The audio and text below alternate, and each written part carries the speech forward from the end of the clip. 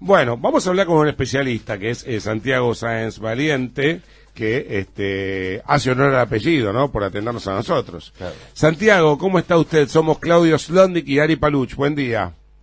Ari, Claudio, qué gusto, tanto tiempo que no hablamos. Es cierto. Teníamos miedo que nos cobre un impuesto, por eso no lo llamábamos contador. Bueno, es muy importante porque además de saber, al ser docente del tema de derecho tributario, es muy didáctico. A ver, esto yo lo simplifico, ustedes si me equivoco me lo dicen. Nosotros cuando pagamos ganancias, bueno, en mi caso soy autónomo, así que somos siempre los olvidados y demás.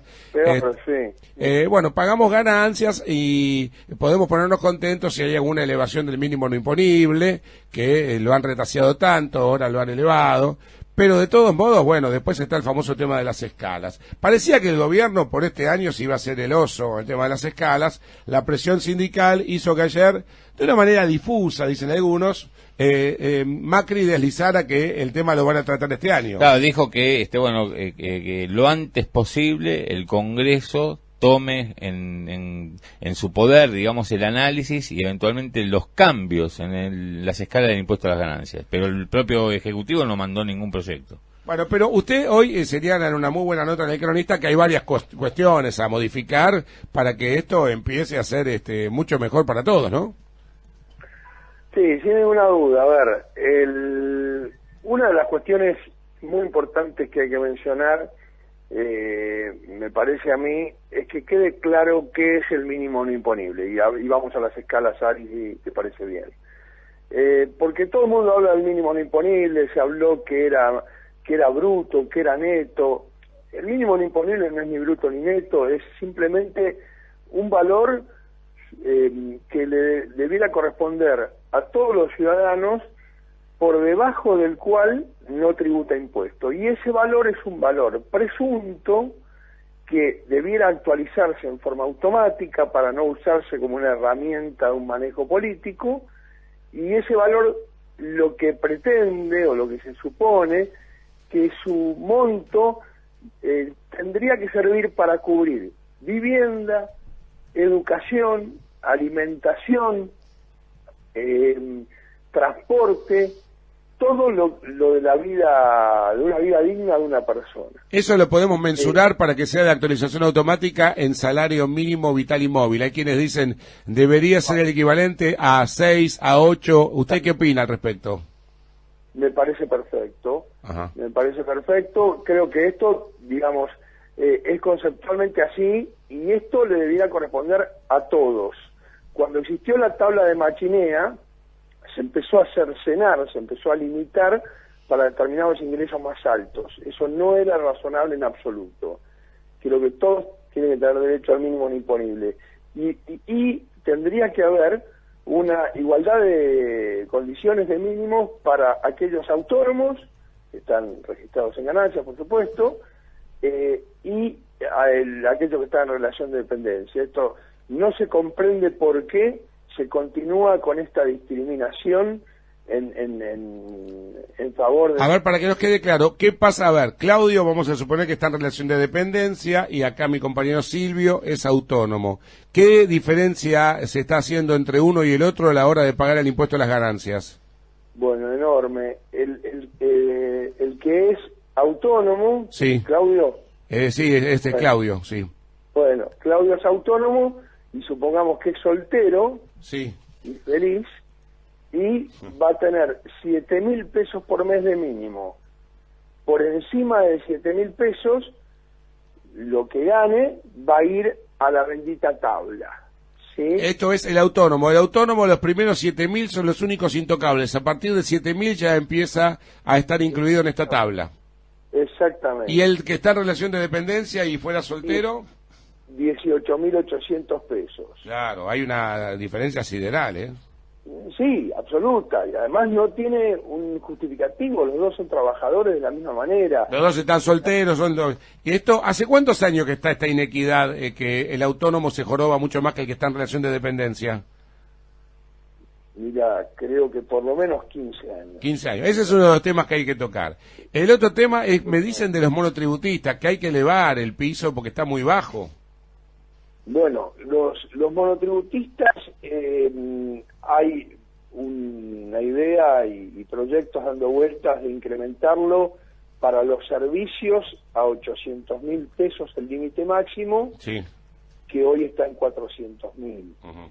El monotributista de una escala elevada, o sea, cerca de los límites, paga una cuota bastante relevante, aunque muchas veces es más conveniente o más bajo el impuesto del que pagaría si estuviera en ganancias.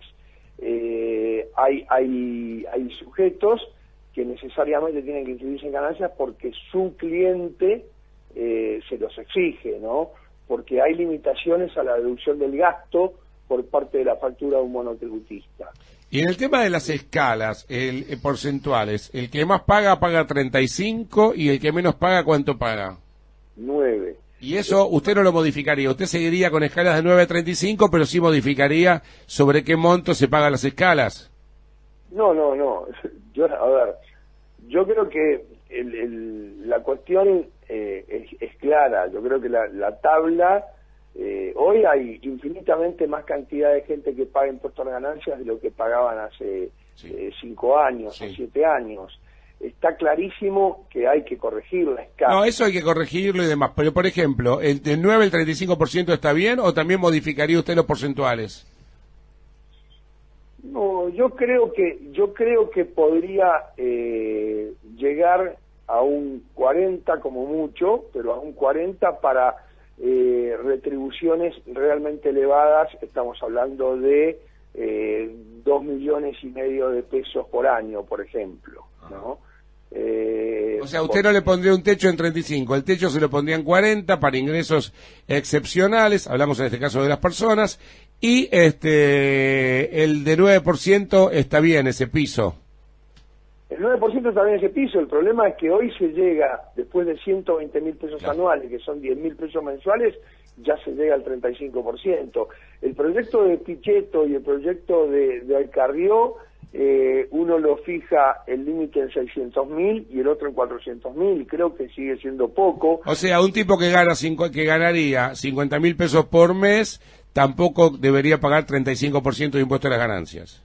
Y no, de ninguna manera. Y el tema de los anticipos... Acá pasa por, Ari, perdón. Por favor. Acá pasa claramente por el tema de la resignación de recaudación y analizar sus efectos a través de otros impuestos. O sea, Ajá. ¿qué pasaría si baja más el impuesto? Se pierde recaudación, pero bueno, hay que ver el efecto de la recaudación en los negocios por el consumo que se produce. Ya, y el Estado vuelve a cobrar. Y ahí hay otra cuestión que es que acá dan por hecho que si te fue bien un año, el año posterior te va a ir igual de bien, porque uno paga además, en muchos casos, ¿no? Estamos aquellos que pagamos anticipo. Entonces te van, además de vos cobras 100 pesos, te retienen una parte y además bimestralmente le vas pagando a cuenta, este es un invento de Caballo, ¿no? A la FIP, eso es insoportable. A ver, los regímenes de retención y de anticipo son mundiales y se pretende no de financiar al fisco a medida que transcurre el año en un impuesto de ejercicio, pero lo que sí quiero marcarte es esto. Dos cosas. Uno, los anticipos. Hubo muchos problemas el año pasado y el anterior, porque constantemente, si bien uno los puede reducir, cuando la expectativa es que va a tener menos renta, el fisco se la pasó poniendo trabas el año pasado y el anterior. Tengo entendido que esto cambió ahora con Abad. Sí, Abad está tomando una actitud de devolución de IVA en los casos de agropecuarios bastante cumplidor, y en lo que fue el tema del 20% de la moneda extranjera y el 35% de los viajes del 2012 al 2014 los está devolviendo, está cumpliendo, y se piensa justamente en corregir, Ari Paluch, el tema de las retenciones de impuestos a las ganancias de los autónomos que están con un mínimo absolutamente ridículo y hace también como 15 años congelados, y después de 40.000 pesos de un pago de una factura se retiene el 30%, es ridículo. Claro, porque además vamos a suponer que una persona que trabaja, no sé, en un equipo de fútbol, más allá que cada uno tiene sus regímenes, o en un programa de televisión, y este año está en Boca o en River, que gana plata porque sale campeón, juega la Copa Libertadores, y el año que viene, que no se ofenda a nadie, va a Flandria. Entonces no va a ganar lo mismo. Yo me llama Canal 13 para conducir un programa de televisión, y bueno, como usted se imaginará, lo mío es un fracaso, y el año que viene no me llama ni el Canal de la Mancha, pero yo sigo pagando impuestos como si siguiera conduciendo el programa de Tinelli. Bueno, la estimación se puede hacer y se puede ejercer el derecho a una reducción del anticipo. El tema es que hay que, estos últimos años hubo peleas con el fisco para poder lograr que acepte el fisco esta reducción, que por otra parte está reglamentada por la propia FIP. Bueno, en el tema entonces de escalas de ganancias, usted considera que los dos proyectos existentes son insuficientes. Es muy interesante lo que dice Santiago Sáenz Valiente. Por un lado dice que el techo del 35% del impuesto a las ganancias se podría elevar un 40% para ingresos arriba de 2,5 millones de pesos anuales, y que por otra parte urgente hay que terminar con la inequidad existente entre autónomo y relación de dependencia. Hay que dejar el mínimo no imponible ya establecido, de manera tal que se actualice semestralmente, como pasa con el tema de los jubilados. Y en el caso de las escalas, una persona que gana 600.000 pesos por mes por año, tampoco debería pagar 35% del impuesto. ¿Usted cree que las escalas deberían tener este tipo de imposiciones con ingresos mucho más intensos, más importantes? Sí, tal cual, y lo que es muy importante es la retroactividad del impuesto.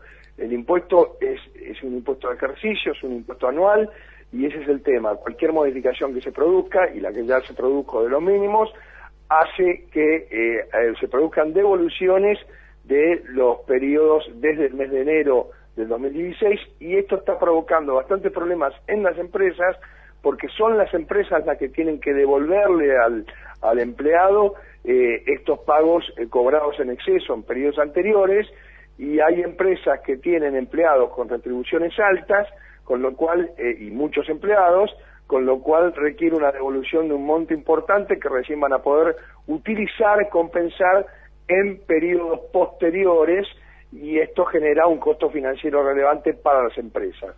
Con lo cual, si llega a haber un cambio de escala, puede haber reducciones importantes de impuestos ya cobrados, y esto puede ser un perjuicio